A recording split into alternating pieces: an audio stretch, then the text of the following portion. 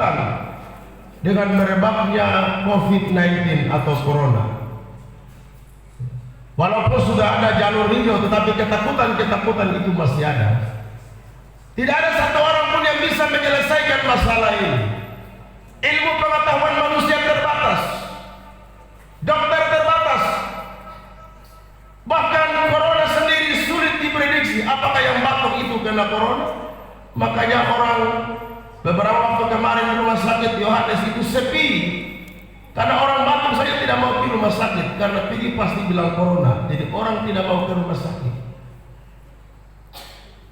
sehingga menciptakan ketakutan yang besar dalam diri manusia, dan manusia tidak bisa berbuat apa-apa. Saya mempunyai satu keyakinan, ketika kita dekat dengan Tuhan Yesus, ketakutan bisa diatasi walaupun dia datang setiap saat. Sama seperti kita berdiri di tepi pantai, gelombang boleh bergulung datang dan pergi, tapi tidak akan kena dengan kita karena kita ada di pinggir pantai. Amin. Kalau kita ada di dalam Tuhan Yesus Kristus, sering saya berkata, jangankan Corona, mau Cornelia, mau Agustinus, mau Yakobus, Yesus segalanya bagi kita.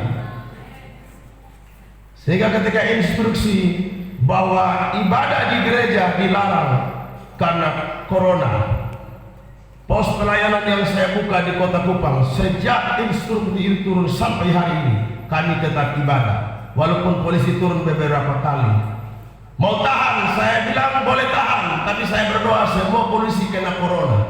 Akhirnya orang tidak tahan, kita ibadah terus. Saya bicara begini bukan karena saya so hebat, saya bicara begini bukan karena saya sok beriman, tapi saya punya satu keyakinan yang sungguh. Corona takut dengan Tuhan Yesus. Kalaupun saya harus mati, Tuhan rindu dengan saya, maka saya cepat pulang. Tapi kalau tidak, biar pakai masker, tidak pakai masker, kalau Tuhan tidak berkenan, sehelai rambut pun tidak jatuh dari kepala kita. Amin.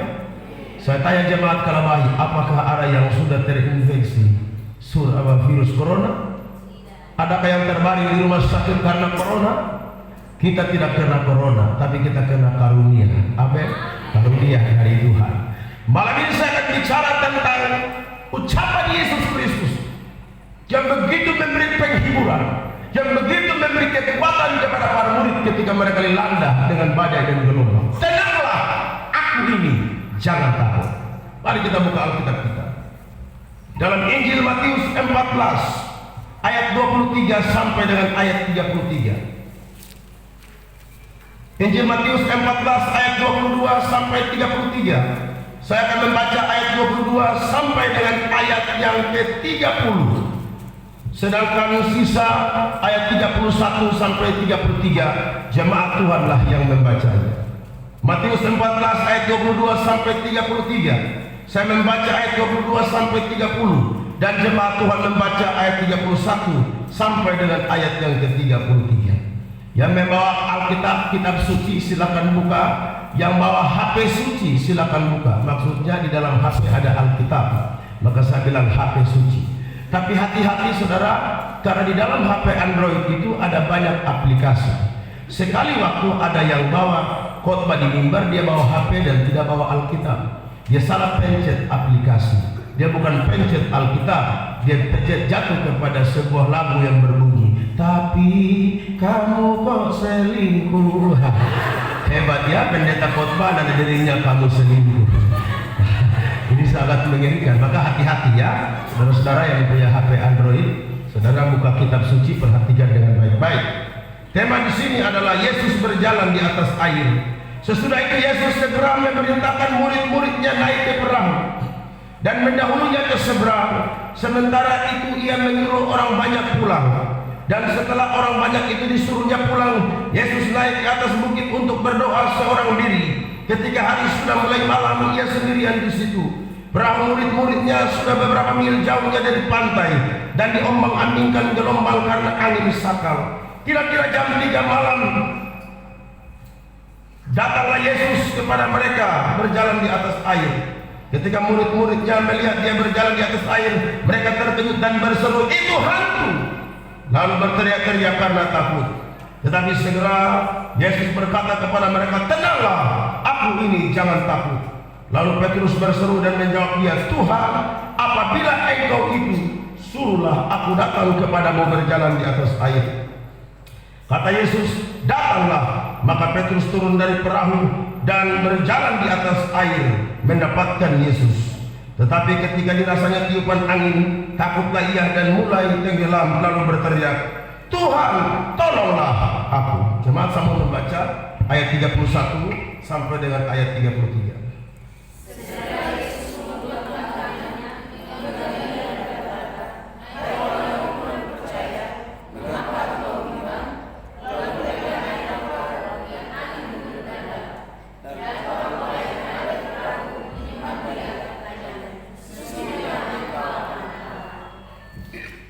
Tenanglah, aku ini jangan takut. Peristiwa ini sudah kita pelajari berulang-ulang, kita mendengar berulang-ulang. Sekolah minggu pun pernah mendengar cerita seperti ini. Cerita tentang bagaimana Tuhan Yesus berjalan di atas air. Dan hal yang paling luar biasa dari cerita ini adalah ketika murid-murid disuruh pergi oleh Yesus mendahului Yesus menyeberang danau. Saat itu tidak ada tanda-tanda di langit yang menunjukkan bahwa akan ada cuaca yang buruk, yang menunjukkan bahwa akan ada sesuatu buruk yang terjadi di tengah pelayaran mereka. Tidak ada. Para murid adalah ahli nelayan. Mereka bisa membaca cuaca, mereka bisa membaca iklim. Kalau iklim cuacanya macam begini, berarti ada gelombang besar yang akan datang. Kalau cuacanya macam begini, berarti ada angin besar yang akan datang. Tetapi saat itu tidak ada tanda-tanda yang menunjukkan suatu peristiwa besar akan terjadi di tengah laut yang melanda, di tengah danau yang melanda mereka. Mereka disuruh Yesus naik perahu dan pergilah lebih dahulu mendahului aku. Dan di tengah pelayaran mereka, tiba-tiba terjadi suatu peristiwa yang di luar dugaan mereka. Tiba-tiba datang angin sakal artinya angin kencang yang tiba-tiba yang mendadak muncul. Lalu kemudian mulai menghempas perahu mereka. Mereka mulai kebingungan. Dan luar biasanya adalah Tuhan Yesus lihat dari jauh, melihat mereka sedang terombang-ambing oleh gelombang di tengah-tengah danau. Inilah hebatnya Tuhan Yesus. Dia tidak akan pernah meninggalkan kita seorang diri. Dia membiarkan kita seolah kita berjalan tanpa dia. Tetapi ketika dia melepaskan kita dan berjalan seperti tak ada dia, tapi kita melihat Alkitab berkata, pantauannya selalu ada atas anak-anak Tuhan. Jadi jangan pernah merasa berjalan sendiri, jangan pernah merasa tidak ada yang peduli dengan kita. Dunia sekitar, orang sekitar, keluarga, saudara saudara, biarpun mereka tidak peduli dengan kita, tapi ada satu sobat yang setia dari Galilea yang bernama Yesus Kristus Tuhan. Dari kejauhan dia melihat kita, dia memahami masalah dan persoalan yang kita hadapi, dia memahami ketakutan yang kita hadapi, lalu dia akan datang dan memberi pertolongan. Ini hal yang sangat luar biasa. Tenanglah, aku ini jangan takut. Awal tadi saya katakan bahwa setiap orang membutuhkan ketenangan. Tapi hal yang kedua, setiap orang pasti pernah merasa takut. Siapa di sini yang tidak pernah merasa takut? Coba angkat tangan. Semua kita pasti merasa takut. Dan orang yang merasa takut, mereka rindu mendapatkan ketenangan. Mereka rindu mendapatkan kedamaian. Seperti yang dialami oleh murid-murid Kristus. Mereka mengalami sesuatu hal yang buruk di tengah pelayaran. Tetapi Alkitab berkata, di tengah kekalutan yang mereka alami, di tengah persoalan yang mereka alami, Yesus datang dan memberi penghiburan. Tenanglah, aku ini jangan takut. Malam ini saya akan menyampaikan dua kebenaran berkaitan dengan tema khotbah saya malam ini. Yang pertama, dampak-dampak negatif yang ditimbulkan oleh ketakutan. Dan yang kedua, bagaimana cara kita mengatasi ketakutan-ketakutan kita. Mari kita lihat yang pertama. Apa dampak yang ditimbulkan apabila saudara merasa takut? Dampak secara mental, secara psikologi yang akan saudara alami. Apa yang akan saudara alami? Bila kita takut berlebihan, apa yang akan kita alami? Mari kita perhatikan ayat 24. Saya minta saudara baca ayat 24. Sama-sama baca ayat 24. 2, 3 mulai.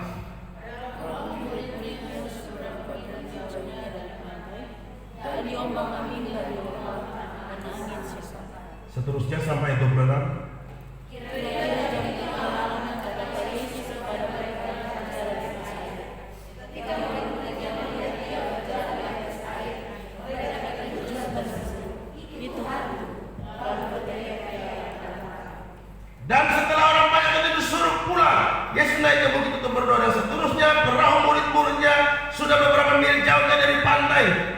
diombang-ambingkan gelombang karena angin sakal. Dampak yang ditimbulkan oleh ketakutan yang pertama adalah rasa takut akan menciptakan ketidaktenangan dan ketidaknyamanan dalam hidup kita.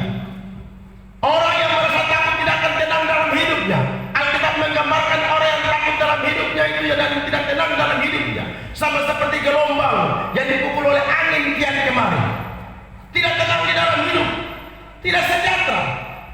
Kita bisa lihat kalau ada orang tiba-tiba duduk sendirian, lalu duduk sendirian di bawah pohon, lalu mukanya mulai muka asam, mukanya cemberut, ketawa sendiri, menangis sendiri, omong sendiri dengan pohon kelapa. Nah, ini tanda-tanda dia mulai tidak tenang di dalam hidup karena ada sesuatu ketakutan yang menimpa dia. Terombang-ambing berbicara tentang ketimbangan. Yakobus 1 ayat 6 berkata, orang yang ditimbang ibarat gelombang laut yang diombang-ambingkan oleh angin kian kemari. Yakobus 1 ayat 7 berkata, orang yang bimbang tidak akan menerima sesuatu dari Tuhan. Yakobus 1 ayat 8 berkata, sebab orang yang membuah hati tidak akan tenang di dalam hidupnya. Orang yang bimbang tidak akan tenang dalam hidupnya. Orang yang bimbang tidak akan mendapatkan sesuatu kebaikan dari Tuhan, karena terus bimbang dan ragu di dalam hidup. Jadi ketakutan itu bisa menciptakan ketidaktenangan dalam hidup. Saya sangat yakin 3 bulan 4 bulan terakhir ini semua dunia, seluruh dunia dilanda dengan ketidaktenangan. Semua orang tidak tenang. Kemana-mana hati-hati. Kemana-mana harus pakai masker. Sekarang polisi bilang bukan saja tidak pakai helm, tapi masker juga orang tilang. Dan itu membuat orang hati-hati. Dan orang yang tidak pernah pakai masker tiba-tiba pakai masker, sesak napas di atas motor. Ibu-ibu, nenek koli yang turun di pasar harus pakai masker. Dia berkata, benar dong, apa lagi? Masih pakai barang lagi? Kita bernapas tidak bisa ini. Polisi bilang, mama harus pakai. Membuat orang tidak tenang di dalam hidup. Jadi dampak pertama dari ketakutan adalah kita tidak akan pernah tenang di dalam hidup, tidak akan sejahtera. Kemudian rasa takut akan mengaburkan penglihatan rohani saudara. Rasa takut akan membuat kabur mata rohani kita. Ketika murid-murid di tengah bahaya yang besar, gelombang menghantam perahu mereka. Jam 3 kata Alkitab, lalu datanglah Yesus. Tapi hal yang paling luar biasa adalah murid-murid bukannya senang dan berkata itu Tuhan, tapi mereka bilang apa? Itu hantu. Itu hantu. Mereka salah lihat. Saya berpikir, saya heran melihat murid-murid ini. Mereka kan bergaul tiap hari dengan Tuhan Yesus. Pasti bawa badan Tuhan Yesus mereka tahu. Potongan tubuhnya pasti mereka kenal. Tapi mereka ketika lihat Yesus, mereka bukan berteriak itu Tuhan, mereka malah berteriak itu hantu. Tuhan jadi hantu. Jadi ketakutan membuat mereka punya mata rohani, tidak bisa melihat Yesus dengan jelas. Harusnya mereka berteriak Tuhan, tapi karena ketakutan berlebihan jadi hantu. Coba saudara ucap Tuhan cepat-cepat, nanti ujungnya hantu. Coba kita praktek 1, 2, 3. Tuhan, Tuhan, Tuhan, Tuhan. Cepat-cepat ya. 1, 2, 3. Tuhan, Tuhan, Tuhan, Tuhan, Tuhan, Tuhan, Tuhan, Tuhan. Jadi ujungnya hantu. Tapi kalau kita bilang hantu, hantu, hantu, nanti balik jadi Tuhan. 1, 2, 3. Hantu, hantu, hantu, hantu, Tuhan, Tuhan, Tuhan, Tuhan. Jadinya Tuhan. Jadi tergantung bagaimana kita menanggapi kehadiran Yesus. Amin. Ada banyak orang Kristen yang mata rohani yang kabur, tidak bisa melihat Yesus dalam situasi yang tegang. Kita hanya melihat Yesus itu sebagai Tuhan dan Juru Selamat, sebagai penolong pada saat segala sesuatu berlangsung dengan baik, pada saat segala sesuatu berjalan dengan aman, segala sesuatu berjalan dengan sejahtera, dan kita berkata Yesus Tuhan luar biasa. Bisakah kita berkata Yesus Tuhan luar biasa pada saat kanker tidak bisa disembuhkan? Bisakah kita berkata Yesus Tuhan luar biasa ketika sakit kita tidak bisa disembuhkan? Sadrak, Mesak, Abednego mereka luar biasa. Mereka berkata, Raja Tuhan yang kami sembah akan menyelamatkan kami dari api. Tapi jika seandainya pun Tuhan tidak menolong, dengarlah hai Raja, kami tetap tidak akan menyangkal Tuhan kami. Ini hal yang luar biasa. Ini iman yang luar biasa. Seseorang yang mempunyai hubungan pribadi dengan Tuhan yang luar biasa, mempunyai iman yang sangat radikal. Dia akan berkata, sekalipun sakit kankerku tidak disembuhkan, itu tidak akan mengubah iman saya. Saya melamar kerja tidak diterima, lamaran saya ditolak, tidak akan mengubah iman saya kepada Kristus Yesus Tuhan. Melamar dan tidak diterima, tunggu dilamar. Bisakah kita mempertahankan iman kita? Tapi ada juga orang yang berani mengancam Tuhan. Tuhan, kalau sakitku tidak disembuhkan, saya tidak akan ke gereja. Lalu Tuhan jawab, jadi gua harus bilang wow gitu? Jadi Tuhan harus takut kehilangan kamu? Karena saudara beribadah, yang untung bukan Tuhan, tapi kita. Saudara tidak beribadah, yang rugi saudara bukan Tuhan. Bilang orang di sebelah saudara, ingat itu. Yang untung kamu, yang rugi juga kamu. Kamu hebat apa ancam Tuhan? Tuhan, kalau kau tidak menjawab doa saya, sudah 10 tahun menikah, kau tidak kasih anak, saya melirik Marta.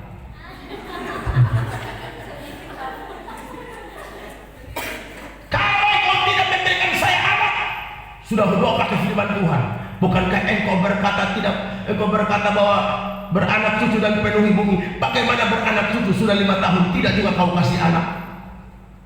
Kalau begitu Tuhan izinkanlah. Saya kebetulan sudah minta izin dengan istri saya, maka saya kawin yang kedua. Maka saya mengusulkan daripada kita hamba-hamba Tuhan ketika konseling pranikah, kalau bisa masukkan satu item ini. Apakah engkau mau susah dengan dia, senang susah sama-sama, mati hidup sama-sama? Iya. Lapar dan kenyang sama-sama? Iya. Cintamu tetap dengan si Marta? Iya. Jika seandainya Marta tidak punya anak, masihkah kau mencintai dia? Di sini banyak yang tidak akan mau menikah. Saya kira itu perlu ditambah. Ada yang telepon saya, Pak Pendeta, istri saya, rumah tangga kami diambang kehancuran. Saya bilang, kenapa? Sudah 5 tahun menikah tidak ada keturunan. Istri saya ancam, kalau bapak tidak kasih anak, kita cerai. Bilang sama istri, jangan terlalu lebar. Lu laki bukan Tuhan Allah. Kita semua ingin punya anak, tapi kalau belum dikasih bagaimana? Kebahagiaan itu bukan ada anak dan tidak ada anak. Amin. Kebahagiaan itu ketika kau bangun pagi, good morning my darling, I love you full. Nah, itu bahagia. Itu bahagia. Tapi ada juga ibu yang telepon saya, Pak Pendeta, beta kecewa dengan Pak Tua. Kenapa? Pada waktu pacaran dia kasih bunga mawar dan bilang I love you my darling. Setelah menikah dia kasih bunga pepaya, dia bilang tulis. Saya kecewa dengan suami saya. Tanggal 28 Agustus ini saya akan ke Sumba Timur. Dan salah satu kegiatan yang akan saya lakukan adalah seminar untuk pasangan suami istri dan KKR khusus pasangan suami istri. Temanya adalah jangan biarkan kemesraan ini berlalu. Tahun lalu saya sampai di sana juga, saya seminarkan pasangan suami istri. Gereja Gemit dari Bena undang saya khusus untuk bikin seminar pasangan suami istri. Jangan biarkan kemesraan ini berlalu. Lalu saya sampaikan trik-triknya, bagaimana opa oma gigi tinggal 2 bisa mesra sampai tutup mata. Di Sumba saya bicara, saya tanya sama opa, oma, saya tanya, harus jawab dengan jujur, oma. Setelah sekian lama menikah dengan opa, pernahkah opa bilang I love you my darling? Oma begitu mau lihat saya, opa bilang, opa sudah ancam. Saya tanya, opa, pernahkah opa bilang, sayang, kamu tampan dengan kumis macam begitu? Opa bilang tidak pernah. Langsung oma juga sama, dia juga tidak pernah. Di tengah-tengah seminar, Lalu saya mulai sampaikan, ada banyak istri yang terluka, ada juga suami yang terluka. Jangan pikir hanya istri yang terluka, ada banyak juga suami-suami yang terluka. Coba lihat muka-muka suami yang ada di sebelah kita. Banyak yang terluka karena ada suami di PDKI. Tahu DKI? Dibawa ke tiap istri. Suaminya tukang ojek. Dan tukang ojek itu pelanggan kan banyak, kecil, besar, tua, muda, laki, perempuan, opa, oma, sampai banci sekalipun. Jadi langganan dia. Sekarang begitu suami bonceng nona lewat di depan rumah, mama tua lari dari belakang. Dia panggil, "Bapak, buat apa jalan terus?" Istrinya marah-marah. Dia telepon, tapi suami tidak angkat teleponnya. Begitu pulang, begitu bapak mau masuk rumah, istri berkata, "Stop di situ." Oh, mau tuh cakar pinggang, angkat dia perut. Berdiri. Tadi kamu ngajak siapa? Pelangan apa? Nona muda kau bonceng, pelangan omong kosong. Kenapa tadi saya panggil bapak tidak dengar? Memang tidak dengar. Terus kenapa tadi beta telepon bapak sudah angkat? Kenapa telepon bapak sudah angkat? Oh, beta telepon mati apa? Tadi beta telepon ada perempuan yang angkat. Perempuan berapa? Nomor yang anda tuju tersangkut di pohon pisang. Lalu suaminya berkata, "Oh itu dari Telkomsel." Istrinya berkata, "Oh, jadi perempuan bernama Telkomsel." Wah, istri suci cerewet buta teknologi. Dia cuma pegang HP center ya, lempar anjing langsung dia panas. Maka dia tidak mengerti apa-apa. Karena banyak suami yang terluka, malah mau tidur, begitu suami masuk kamar, istri bilang, "Stop itu, jangan masuk. Lihat pintu belakang, sudah tutup atau belum? Sudah mak, pintu depan, sudah, jendela, sudah, pintu apa yang belum? Pintu mulut mama yang belum buka." Bagaimana saya mau tidur kalau mama bicara begini? Dan terakhir saudara, akhirnya suami istri dipulihkan oleh Tuhan. Opa dan oma dipulihkan oleh Tuhan. Besok pagi-pagi ketika saya sementara kasih bimbingan terhadap mentor PPA di OKHP, datang oma pagi-pagi, "Pak Pendeta, beta mau kesaksian." "Kenapa?" "Bapak tadi pagi beta hampir terbangun." "Oh, kenapa hampir terbangun?" "Baru kali ini Bapak bilang sayang." Wah, luar biasa. Dan opa-oma bertemu dengan saya, mereka bilang, "Pak Pendeta, terima kasih. Tuhan masih kasih kesempatan kepada kami untuk saling mencintai di usia senja." Saya bilang, "Papa Mama, pegang tangan sore-sore, lari di pinggir pantai sambil nyanyi, bila hari telah senja, malam pun akan tiba," sambil lari dikejar buaya. Jadi keren. Oh, luar biasa. Jadi hal cinta mencintai, sayang menyayangi tidak bisa dibatasi oleh umur. Semakin umur bertambah, semakin cinta tambah lengket. Amin. Walaupun gigi ompong di tengah, omong lidah terus, "I love you, I love you," tidak apa-apa. Yang penting rumah tangga kita harmonis, rumah tangga kita bahagia. Akhirnya mereka dipulihkan oleh Tuhan, dan sekarang mereka minta lagi saya untuk ulang kembali tema yang sama. Hari itu sudah 4 tahun lalu sudah, tapi orang minta ulang lagi. Saya tidak tahu mau ngomong apa lagi. Paling saya bikin evaluasi saja dan kesaksian. Jadi ketakutan itu bisa mengaburkan mata rohani kita, sehingga banyak orang Kristen yang salah menilai Tuhan. Banyak orang Kristen yang salah menilai kehadiran Tuhan. Tuhan hadir dengan berbagai cara, cuma karena mata rohani kita tidak bisa lihat, maka kita tidak bisa melihat kehadiran Tuhan. Kita hanya bisa melihat kehadiran Tuhan pada saat segala sesuatu berjalan dengan baik, pada saat segala sesuatunya sukses. Pada waktu kau lulus dan wisuda, kau bilang Tuhan itu baik. Saya baca di Alkitab, Tuhan Yesus dipenuhi Roh Kudus, lalu dituntun ke mana? Ke mall? Ke sinagog? Tidak, dituntun ke padang gurun. Bertemu siapa? Tuhan Yesus dituntun Roh Kudus ke padang gurun, bertemu siapa? Bertemu siapa? Bertemu iblis. Jadi saudara, kalau saudara merasa bahwa dipenuhi Roh Kudus, maka hal pertama yang saudara akan lakukan, saudara alami adalah saudara akan dibawa ke padang gurun untuk berjumpa dengan iblis. Ini kok aneh, Tuhan kenapa bukan antar langsung ke layanan, bukan antar langsung ke gereja, ini antar di padang gurun ketemu dengan setan lagi. Kemarin saya baptis 4 orang, 5 orang saya baptis. Lalu saya bilang sama mereka, setelah kamu dibaptis, kamu akan masuk padang gurun 1 bulan 10 hari. Kamu akan dicobai. Dan mereka berkata, betul, apa yang Bapak omong itu betul. Banyak orang berpikir habis baptis penuh Roh Kudus setelah itu selesai sejahtera. Tidak. Habis baptis penuh urapan Roh Kudus, kelihatan tambah susah lagi dalam perjalanan hidup.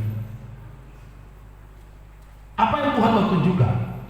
Dengan memimpin Yesus ke padang gurun, mau mengkonfirmasi pimpinan Tuhan. Bahwa pimpinan Tuhan tidak hanya ada pada saat semua berjalan baik, pada saat semua sukses, pada saat semua baik, tapi pada saat di dalam keadaan susah pun, di situ ada pimpinan Tuhan atas hidup kita. Sehingga kita berkata dalam suka maupun duka aku tetap tersenyum. Kenapa? Karena Tuhan ada beserta kita. Jadi jangan salah menilai Tuhan. Segala sesuatu Tuhan yang disalahkan, segala sesuatu Tuhan yang disalahkan. Tidak. Kita harus belajar melihat Tuhan dalam segala situasi hidup kita. Rasa takut mengaburkan mata rohani para murid. Mereka tidak bisa melihat berbagai permasalahan hidup yang kita alami, bisa membuat kita salah menilai Tuhan. Saudaraku yang kekasih, rasa takut akan menenggelamkan kita ke dalam berbagai masalah. Setelah Tuhan Yesus datang, lalu kemudian para murid berkata, Tuhanku. Yesus berkata, tenanglah, aku ini, jangan takut. Lalu Petrus berkata, Tuhan, kalau memang itu Engkau, suruhlah aku datang kepadamu. Tuhan berkata, datanglah. Petrus berjalan di atas air. Dia bangga sekali karena dia bisa injak air seperti aspal. Sementara dia melangkahkan kaki menuju kepada Yesus, Alkitab berkata tiba-tiba dia merasa tiupan angin. Dia mulai takut dan akhirnya tenggelam. Saudara, ketakutan bisa menenggelamkan kita ke dalam berbagai masalah.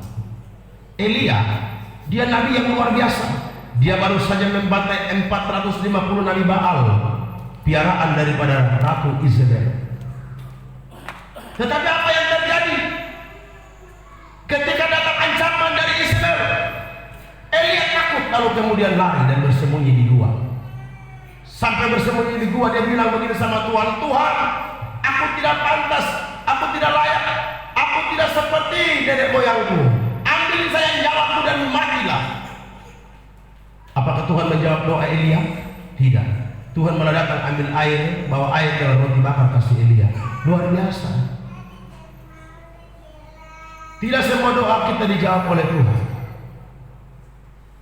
Ada orang yang karena mengalami masalah yang begitu berat, masalah yang begitu pelik, merasa seperti tidak ada jalan keluar, lalu ujung-ujungnya minta mati, minum baygon 2 botol, tapi untungnya tidak mati, hanya pingsan saja. Ketika saya pernah ke kota Kefa, ada seorang anak gadis masuk rumah sakit karena minum baygon. Lalu saya ke rumah sakit dan tanya, Nona, kenapa lu minum baygon? Dia bilang, Martinus gas putus beta. Hanya gara-gara Martinus gas putus dia minum baygon. Saya bilang, Nona, memangnya laki-laki dia sendiri, masih banyak duda-duda yang membutuhkan pertolongan. Akhirnya dia dilepaskan oleh Tuhan. Kita hamba-hamba Tuhan juga terkadang begitu. Kita sampai pada titik jenuh. Tantangan terbesar dalam hidup seorang hamba Tuhan adalah ketika dia mencapai titik jenuh. Dia mulai merasa seperti, seperti sia-sia saya melayani. Dia mulai merasa tidak sejahtera. Itu yang saya alami. Ketika saya sampai pada puncak titik jenuh, hampir saya salah ambil keputusan. Saya berkata, Tuhan, sudahlah, saya berhenti melayani Tuhan. Saya tidak kuat lagi melayani Tuhan dengan keadaan seperti ini. Tapi Tuhan malah bawa roti bakar dan air. Makan dan minumlah karena perjalanan masih panjang. Roti adalah firman Tuhan, air adalah Roh Kudus itu sendiri. Jadi kalau saudara merasa jenuh, ambil satu waktu, datang pada Tuhan, Karena Yesus datang berjumpa murid-murid jam 3 malam, maka berdoalah jam 3 malam. Maka dia akan datang berjumpa dengan kita. Dan kita akan merasakan sesuatu yang beda. Berdoalah kepada Tuhan, Tuhan, bukalah mata rohani saya untuk bisa melihat Tuhan di tengah-tengah kesesatan. Ketika bangsa Arab mau menyerang Yerusalem, budak atau hamba daripada Elisa berkata, Nabi, Tuanku, orang-orang Arab mengepung kita. Lalu Elisa berkata, jangan takut, karena yang menyertai kita lebih banyak daripada yang menyertai mereka. Lalu Elisa berdoa, ya Tuhan, bukalah mata hamba atau bujalmu. Ketika matanya terbuka, dia lihat itu di atas gunung itu banyak pasukan tentara sorga. Akhirnya dia berkata, yang menyertai kita lebih banyak dari yang menyertai dunia. Jangan lihat apa yang datang dari dunia. Kalau kita melihat apa yang didatangkan oleh dunia, kita akan kecewa, kita akan takut, lalu kita salah menilai Tuhan. Tapi kalau kita yakin bahwa Tuhan berkemah di sekeliling orang benar, kita yakin pertolongan itu tepat pada waktu itu. Virus corona tidak akan bisa menjamah anak-anak Tuhan. Jikalau kita menjadikan Kristus penolong sejati, membuka mata rohani kita, melihat bahwa di balik virus corona ada Tuhan Yesus. Amin. Jadi tidak perlu takut. Di Kupang kami beribadah, lalu kan ada pakai masker, kemudian kursi diatur sedemikian rupa, kemudian cuci tangan. Cuci tangan. Setelah cuci tangan, mau salaman, mereka tidak mau. Jangan salam, nanti corona kena. Saya bilang itu fungsi cuci tangan itu bikin apa? Fungsi cuci tangan itu supaya mematikan kuman dan bakteri. Kalau dia mati berarti bisa jabat tangan tuh. Nah kalau tidak bisa jabat tangan, itu ember itu angkat buah, karena tidak ada fungsi. Kan cuci tangan itu bersih, berarti corona tidak ada. Boleh pegang tangan dong. Dan kalau tidak boleh pegang tangan, kita harus taruh ember di situ, karena kita semua di rumah, lebih dari cuci tangan. Kebiasaan di timur ini kan pegang tangan, peluk, cium. Mau laki-laki, kau perempuan, kau nenek, kau banci, kau pokoknya pegang tangan, peluk, cium. Itu kebiasaan. Dan itu kami lakukan sampai hari ini. Ternyata tidak ada yang kena corona. Amin. Terus tepuk tangan dulu buat Tuhan Yesus. Kita bukan anggap remeh protap dari pemerintah, tidak. Tapi inilah ujian besar dalam iman kita. Selama ini kita belajar teori tentang beriman. Yesus luar biasa, Yesus hebat, Yesus dahsyat. Tuhan izinkan corona datang supaya kita praktekkan iman kita. Jadi kita dalam masa-masa praktek sekarang. Orang kuliah kan selesai, sebelum selesai kan ada PKL dulu. Dan kita sekarang PKL itu. Iman kita lagi diuji. Kita tetap beriman kepada Tuhan atau takut kepada corona. Jadi penyakit itu bukan hanya corona saja. Sekarang ada muncul lagi corona jilid kedua katanya. Itu tuh dia lewat air ludah. Jadi sembarang buang ludah, begitu orang di sebelah pingsan. Nggak bayangkan kalau kita pingsan semua orang. Lebih jahat, tapi hari ini puji Tuhan tidak ada yang pingsan gara-gara kita buang ludah.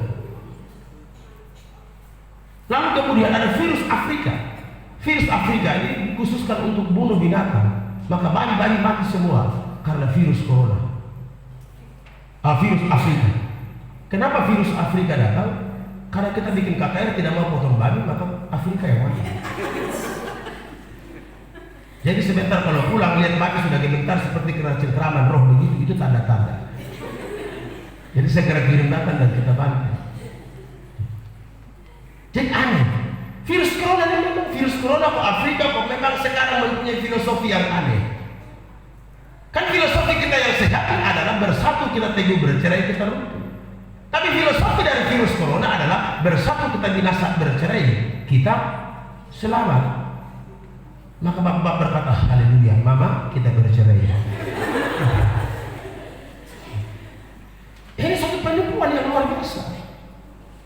Ini roh jahat di udara yang sedang menebarkan sesuatu ketakutan. Kita harus lihat siapa yang ada di balik virus corona. Sehingga kita berperang bukan melawan virus corona, tapi melawan seseorang yang ada di balik virus corona, yaitu roh jahat dan seluruh anggotanya. untuk membuktikan perisai iman kita bahwa roh dalam diri kita lebih besar dari roh yang ada di dalam dunia ini. Saya pergi memperbaiki, mau servis HP di SPC Kuanino. Begitu masuk, mereka ambil itu alat deteksi suhu. Dia mau sorot di kepala saya. Saya bilang, saya tidak mau. Pak, ini aturan. Oke. Setelah lu bikin saya punya, saya kembali uji lu punya lagi. Oh tidak bisa, jangan sampai lu punya tinggi baru saya punya ini. Akhirnya dia tidak jadi cek suhu, dia bilang, oh masuk sudah om. Kita tidak tahu, itu barang itu kan bisa dimainin. Kita lihat tuh ada angka-angka di situ, itu kan bisa dimainkan. Yang harusnya kita punya 35 dia kasih naik 40. Bapak kena. Padahal semua yang alat di situ, hati-hati loh. Betul. Jadi kemarin saya ke SPC lagi, itu orang mau kasih angkat, saya bilang jangan di sini, di sini. Jadi sekarang sudah di dalam tidak boleh cek suhu di otak sini, karena dia sinar laser itu kena di otak, nanti kamu tertawa sendiri, jadi miring kita, kami mempengaruhi otak kita, maka dilarang, tidak boleh tes di tes lagi, sekarang harus di tangan. Kan di sini kalau kena otak kiri, otak kanan, apa repot. Pulang dari SPC kita bawa dos HP kasih tinggal. Kita bilang ini yang HP, tidak ini yang HP. Kenapa? Itu gara-gara senter di kepala. Itu sangat mengerikan. Jadi mari kita belajar melihat Tuhan di dalam segala situasi. Jangan biarkan masalah menenggelamkan kita. Kita bangkit sebagai seorang pemenang. Orang Kemah Injil itu, orang sending dikenal dulu adalah mempunyai iman yang kuat. Amin. Mempunyai iman yang luar biasa. Orang sending punya doa dulu dahsyat, seperti Tuhan ada di balik parafon. Bahkan saja Tuhan mengerti, apalagi ngomong. Sekarang kita berdoa sampai urat putus juga Tuhan tidak jawab kita berdoa. Berdoa sampai tak guling-guling supaya Tuhan tidak dengar doa kita. Saya kemarin keliling di daratan timur. Jadi saya mulai dari Fatu Lembu, KKR sampai hari ini belum istirahat. Saya baru istirahat tanggal 8 September. Setelah istirahat tanggal 9 saya turun ke timur lagi untuk kunjungi jemaah. Itu tugas komisi penginjil. Saya kunjungi lagi sampai berakhir di Rote dan Sabu. Setelah selesai Rote dan Sabu lanjut ke Kalimantan Barat. Jadi istirahat saya hanya beberapa hari saja. Saya turun ke sana dan saya berkata, gereja Kemah Injil alias sending apinya sudah mulai kurang. Sending punya api sudah mulai kurang. Dulu dengan nama sending orang kedengar. Dulu orang tua turun di pasar Tabakar sebelum Tabakar. Pasar itu Tabakar kan disuruh pasar Tabakar karena pada Tabakar. Sebelum dia Tabakar, itu kalau musim panas dan tidak ada hujan, itu begitu ibu-ibu dari atas turun ke pasar Tabakar sebelum Tabakar, ibu-ibu di sana bilang apa? Orang sending, bilang sama kamu pendeta, mintalah para kasih turun hujan. Amin. Dan begitu mereka pergi hujan turun. Sekarang ini tidak. Pendeta 4 lapis berdoa jadi hujan tidak turun. Guntur bunyi hujan turun di tempat yang lain. Di mana api sendiri itu? Di mana api yang menyala pada waktu yang dulu? Kita hanya mengurus untuk baku pukul gara-gara jabatan saja. Tapi tidak ada api. Saya berkata ambil jabatan saya, ambil semua. Tapi kau tidak bisa ambil api yang dari Tuhan itu. Amin. Jadi saya keliling di timur, bahkan kemarin di Kewaina Bumuya, Forleng, tadi malam di Reformasi Mola. Saya bilang besok ada doa pagi. Mulai sekarang gereja Kemah Injil hidupkan kembali doa pagi. Nah karena besok hari Minggu, jadi saya tidak bisa besok pagi. Jadi gereja-gereja yang saya bilang besok doa pagi, saya langsung pimpin doa pagi besok. Jadi keliling jam 5 pagi kami doa pagi. Karena itu adalah ciri khas gereja Kemah Injil mula-mula. Amin. Doa pagi. Tanya orang-orang tua, tanya bapak gembala, tanya orang-orang tua di sini. Doa pagi itu menjadi andalan daripada orang-orang tua dulu ketika membangun gereja. Mereka tidak membiarkan diri ditenggelamkan oleh masalah. Sekalipun mereka harus ditarik pakai kuda oleh tentara Jepang, mereka tetap punya api itu menyala. Sekarang di mana api? Kita berdoa supaya kembalikan api kemah Injil itu. Amin. Dulu kemah Injil itu, kamu isap rokok, kamu mamasiri, itu mulut langsung robek. Dulu. Dan sedang saya berdoa kepada Tuhan. Tuhan, saya minta kuasa itu kembali. Kemarin di daratan timur, saya bilang ada gembala-gembala, ada jemaat yang buka kios lalu jual rokok, terkutuklah kalian. Langsung gembalanya tersinggung dan keluar. Dan besok diantar ayam 1 ekor ke saya. Lalu ada yang berkata, tidak ditulis dalam Alkitab. Saya sedang belajar saat ini untuk menyelidiki Alkitab. Kenapa orang Kemiringgil larang makan sirip pinang, dan kenapa isap rokok, dan kenapa tidak boleh minum minuman keras. Di dalam Alkitab itu ada yang namanya tersurat, artinya tertulis, nyata di situ. Ada yang namanya tersirat. Di balik sebuah peristiwa ada kebenaran. Tapi saya tidak ngomong sekarang, nanti sampai pagi itu bisa pergi gereja. Saya tuh udah bicara demikian, memang banyak yang tersinggung. Lalu berkata, Bapak kalau memang terlalu begitu, kami keluar, pindah dari kami ini, lu pindah masuk Islam sekalian. Betul. Kalau kamu betul-betul mencintai Tuhan, kalau kamu betul-betul takut akan Tuhan, kamu akan taat dan menunjukkan sesuatu ketaatan kepada Tuhan dengan menjaga 1 Korintus 6, menjaga dari pencemaran jasmani maupun rohani. Dan memang kami punya aturan sebegitu yang kita ikut. Karena itu kebaikan kita juga. Ada sebagian yang memang tidak setuju. Ada sebagian pendeta yang kembali menyerang saya karena saya bicara itu. Tapi saya sangat yakin ketika kita bicara tentang kebenaran, kita siap untuk ditinggalkan. Ketika kita bicara tentang kesekudusan dan kebenaran, kita siap berjalan seorang diri. Karena banyak orang akan bangkit dan menyerang kita. Tapi saya percaya Paulus berkata, ketika aku diadili, tidak ada yang mendampingiku. Hanya Yesus Kristus Tuhan yang kusembah, itulah yang mendampingi diri. Saudara-saudara diberkati oleh Tuhan Yesus Kristus. Itu yang harus kita pikir. Bagaimana cara kita mengatasi ketakutan-ketakutan? Yang pertama adalah atasi ketakutan itu dengan doa. Saya sudah bicara tentang doa hari ini. Doa itu datang omong dengan Allah. Setelah datang omong dengan Allah, dijawab oleh Allah. Amin. Sama-sama bilang doa. D-O-A. 1, 2, 3. Datang omong dengan Allah. D-O-A. Dijawab oleh Allah. Datang omong dengan Allah, dijawab oleh Allah. Saya sangat merasakan bagaimana doa-doa yang dinaikkan dan bagaimana campur tangan Tuhan di dalam menolong setiap orang yang berseru, setiap orang yang berdoa, setiap orang yang membangun hubungan pribadi dengan Tuhan Allah. Saudara, saya melayani sampai hari ini, tidak ada yang mempunyai pekerjaan sampingan. Kasih masuk lamaran di stick, orang tidak terima. Untuk mengajar, orang tidak terima, Pak. Saya mau bikin apa? Pernah dengan istri saya kayak buka gorengan di Selamat Jalan. Itu sampai dari Kalabah juga lari ke sana beli gorengan. Dan ketika saya mau pisah untuk istri goreng, ada yang berteriak, "Lalu pengen info ada gorengan balikku. Pengen besar jual gorengan." Lalu saya turun ke kadang dengan istri saya pakai celana pendek, pakai kaos oblong. Begitu saya muncul, ada ibu, mereka saling sender. Dan benar begitu. Jadi tiba-tiba satu pasar itu bisu semua. Bisu semua, saudara.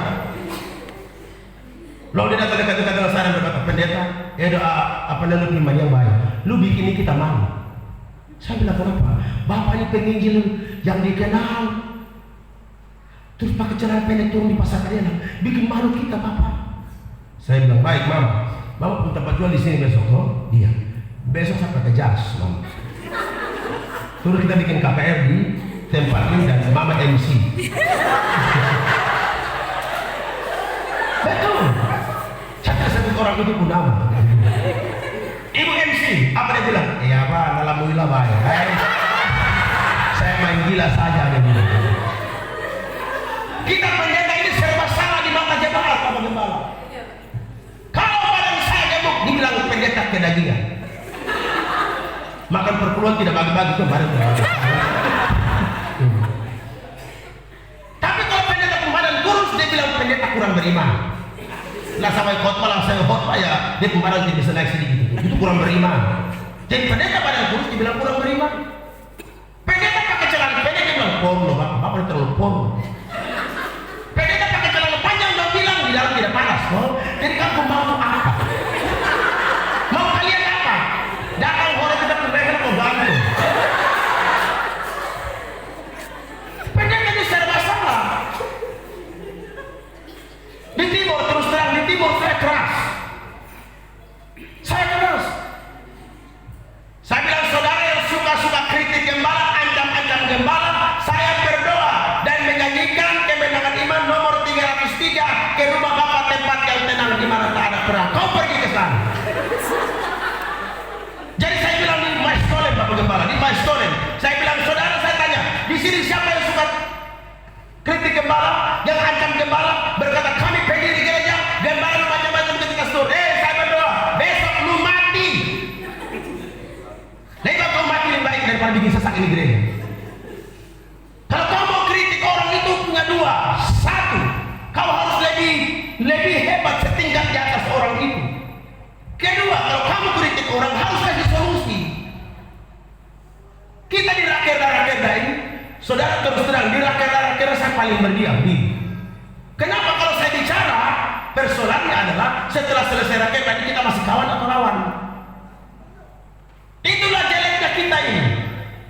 Di rakerda baku hantam tidak apa-apa nanti pulang tuh baku musuh jalan terus. Bagaimana KMI mau maju kalau model begini? KMI ingin maju kalau dua hal kita bikin. Pertama, menerima kekurangan orang lain. Kedua, mengakui kelebihan orang lain. Itu baru KMI ingin bisa maju. Kalau tidak, jangan bermimpi dia maju. Kita akan begini-begini terus. Kita akan begini-begini terus. Saya buka pos di Fatukoa, jalur 40 Jalan Tasik, Fatukoa, dekat perumahan Timor Leste. Sekarang kami baru sekitar ada 3 kakak, tapi anggota sudah sekitar 45 sampai 50 orang sekali ibadah. Tiap minggu Tuhan tambah jiwa baru. Tapi saya berkata, kalaupun gereja ini berdiri dan ada orang baru ganti saya, terima. Saya tidak akan mempertahankan diri. Karena ini barang bukan punya saya. Amin. Lu terima ganti saya, masa dan istri jalan-jalan di pantai. Luar biasa. Jadi yang suka kritik gembala, dia punya kesalahan ada dan Tuhan urus dia. Amin. Kalau mau kritik, nah om baik-baik. Bapak kita pergi makan bakso di rumah makan bakso Roso Joyo, atau antar ke reklamasi, makan Bapak tambah. Setelah Bapak sukanya tidak bisa bergerak, kalau kita omong Bapak kemarin di rapat itu saya tidak setuju dengan Bapak. Gembala tidak akan marah karena dia sudah makan bakso enak banget. Ini dia mentrik macam begitu. Jangan kalau berkata Bapak untuk saya pun karunia ini lihat tembus menyebut pakai kerabat mana? Lihat tembus menyebut kenapa? Saya punya kartu minta api dari langit, jadi kenapa memang? Kalau minta api dari langit. Jadi kalau memang, kalau kamu lihat orang tembus menyebut masalahnya apa dari saya? Nah ini yang harus kita pikirkan. Ini yang harus kita renungkan kembali. Mari kembali kepada kehidupan doa mula-mula. Maka saya percaya akan terjadi transformasi, akan terjadi reformasi, akan terjadi restorasi, akan terjadi pembaharuan di dalam tubuh gereja Indonesia. Dalam doa saya berdoa begini, Tuhan, hembuskan sekali lagi tiupan angin Pentakosta untuk kebangkitan gereja Kebaya Injil di zaman akhir ini. Itu kuncinya. Di Fatukoa bulan Mei kami mengadakan gerakan Kebaya Injil berdoa 30 hari, mulai dari tanggal 1 Mei sampai tanggal 30 Mei. Waktu berdoa itu anggota-anggota saya berkata, Pak, kita dirasa apa-apa ini Pak, kita capek lelah Pak.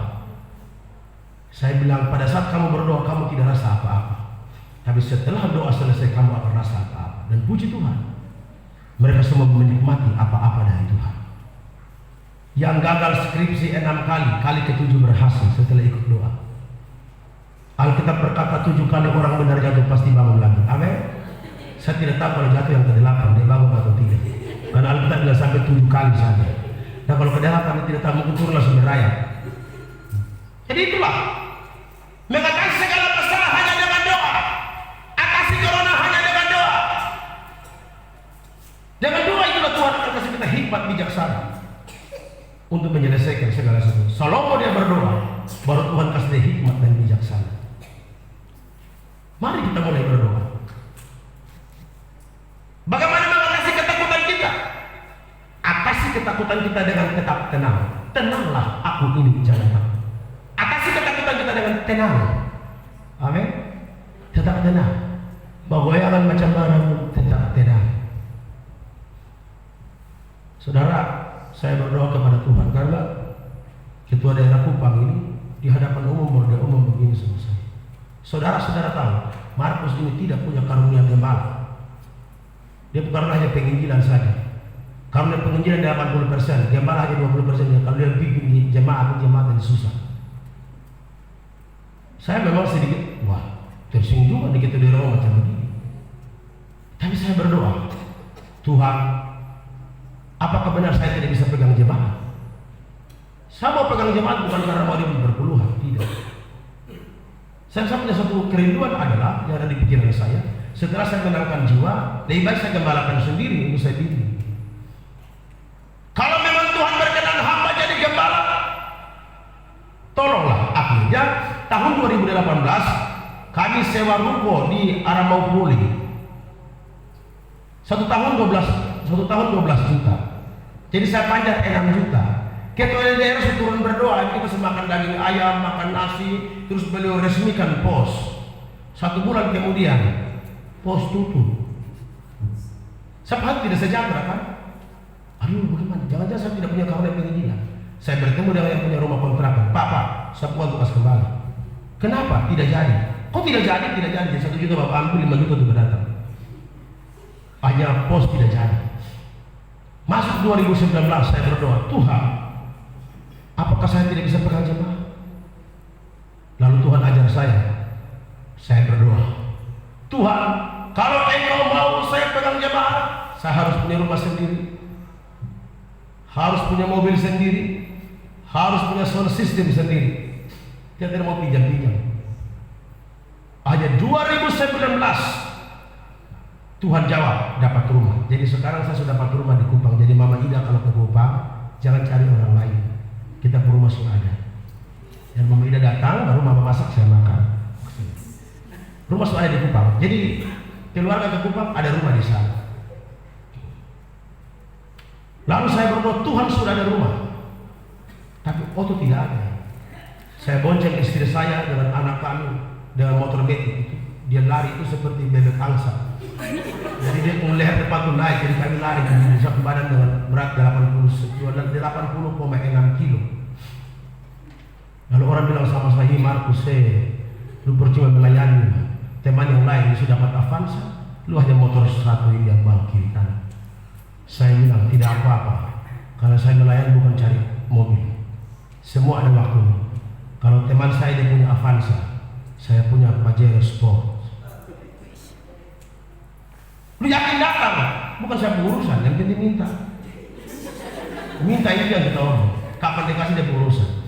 Tapi saya berdoa kepada Tuhan. Tuhan, saya tidak minta Fortuner, saya tidak minta Pajero Sport, saya minta pick up. Kijang pick up saya minta. Karena Pajero Sport dia muat berapa orang? Kalau Kijang ini kan bisa muat 17-20 orang di belakang, di antena yang bisa berdiri, konvanger yang bisa injak di situ. Kita bisa mau melayani kunci. Nah kalau Pajero Sport, apaan kan mau kasih orang di mana? Dan ternyata Tuhan luar biasa. Tuhan jawab, dapat mobil satu. Saya belajar ini Oto ini 5 hari saja Bapak. 5 hari. Hari pertama saya belajar pegang setir. Jadi kasih dia netral, terus suruh orang dorong dari belakang. Dorong, saya pegang setir terus injak rem, dorong mau mundur lagi.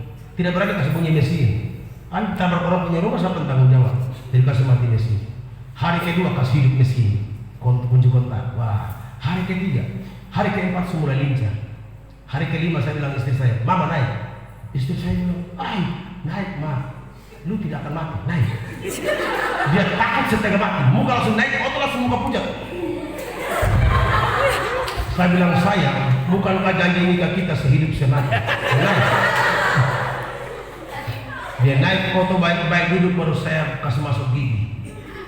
Kasih masuk gigi untuk maju punya lebih. Begitu kasih masuk gigi, saya injak foto mundur. Foto kenapa? Saya tidak tahu kenapa dia mundur. Foto mundur. Tapi saya belajar. Puji Tuhan 5 hari bisa. Sehingga saya kemarin turun di Bapak Kepala pasti tahu Oinana, Oinaus gunung. Baru terjal, baru sini jurang. Tapi saya bawa naik turun gunung dengan mobil pickup. Tapi ternyata masalah tidak sampai di situ. Saya bawa auto sampai ke jam, pas di Babau depan Polres Babau, tiba-tiba auto tak goyang. Ketua daerah duduk di samping saya, dia bilang, "Injak rem di mana?" Injak rem. Saya cari rem setengah mati. Saya lagi bingung, saya cari rem setengah mati. Tarik rem tangan putus. Baru tahu dia tadi ini. Tapi saya cari rem sampai dapat, saya injak rem, auto berhenti. Oh, jantung mau terlepas. Ini kalau saya celaka, Rispa dong ada sama-sama, laki-laki yang tadi sama-sama. Kami 17 orang di atas motor. Ini kalau semua mati saya masuk penjara. Setelah selesai tenang, jalan lagi. Wah, jalan ini pikir susah ini. Sampai di Takari, Pak, anak yang tadi singgah itu, dia berteriak, "Pak, berhenti Pak, stop, kenapa? Roda mau terlepas." Itu saudara, sedikit lagi roda keluar dari itu. Waduh Tuhan, ini masalah apa lagi? Setelah perbaiki, saya pikir masalah sudah selesai. Begitu jalan, saudara, auto penjalan sudah beda. Karena dorong traktor sawah. Itu auto penjalan, maju mundur. Jadi ketua daerah bilang begini, "Siapa yang pernah naik kuda? Yang belum pernah naik kuda? Nah, begini caranya naik kuda." Karena auto maju mundur, jalan maju mundur. Sampai di Batu Putih. Kami istirahat sejenak, habis minum air, jalan lagi, masalah tambah lagi, masalah di force delay. Jadi dia maju mundur, baru bunyinya bagaimana? Waduh, saya perasaan sekali. Saya malu betul-betul, saya salah beli auto ini. Tapi terpaksa bawa sampai di atas, sampai di gunung. Begitu mau mendaki saya gemetar karena mendakinya terlalu tinggi. Terus batu lepas, lalu kemudian di sini jurang. Saya bilang, ini kalau saya paksa kita masuk jurang. Saya bilang sama ketua daerah, "Bapak tolong bawa auto." Apa dia jawab? "Bukan sebuah auto kok. Bukan masalah bawa auto atau tidak. Ini saya bawa kalau kita balik." Apa dia bilang? "Mati toh." Coba ini ketua daerah satu model ini. "Kita mati toh," katanya begitu. Saya terpaksa, Tuhan dalam nama Yesus. Itu sampai ke gaya doa yang luar biasa. Tuhan, aku berdoa, aku tarik, aku goyang-goyang, aku angkat, aku lempar. Sementara jalan lain hati saya, Tuhan. Tapi saya yang takut. Tapi saya tidak boleh menularkan ketakutan kepada tim saya. Lalu saya berkata, "Halo tim, mantap, maka Bapak maju terus." Padahal ada takut setengah mati. Saya terus bawa sampai di Oinaus. Tiba dengan selamat. Begitu pulang sekarang turun Oinana, ini kan terjal macam begini. Belok lagi begini, berbatu lepas semua, berlubang kiri, lubang kanan. Saya bilang, ini kalau saya paksa batu udah kopro nih. Jadi pas turun tidak bisa, saya tahan rem. Saya bilang, "Ketua daerah, Bapak bawa." Dia bilang, "Besok bawa." Sudah, saya betul, auto kelas 3 dia berjalan kaki. Luar biasa. Tapi akhirnya Tuhan tolong, dan auto sekarang sudah bagus, Pak. Ya sekarang saya sudah lincah sedikit bawa auto. Baru-baru bawa auto datang, tapi dia punya tiket 2 juta memang. Bukan uang tidak ada, tapi tidak pas. Saya punya uang ada, tapi tidak pas. Kan tidak mungkin saya bilang uang tidak ada, 500 rupiah tidak ada. Uang ada tapi tidak cukup. Dan saya datang kan cuma 5 hari saja, tidak bawa auto. Kalau Tuhan berkenan tahun depan saya datang. Saya berdoa lagi sama Tuhan.